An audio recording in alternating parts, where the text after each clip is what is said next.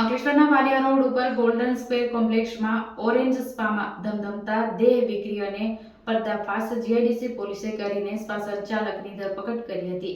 Orange સ્પામાં મસાજની આડમાં દેહ વિક્રીઓનો ધંધો ધમધમતો હતો. પોલીસે 10,000 રોકડા જપ્ત કરી યુવતીઓના જવાબ નોંધ્યા હતા.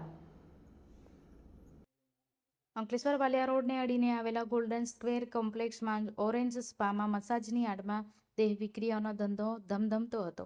તેના ઉપર જીઆઈડીસી પોલીસે દરોડા પાડીને સ્પા સંચાલકની ધરપકડ કરી હતી.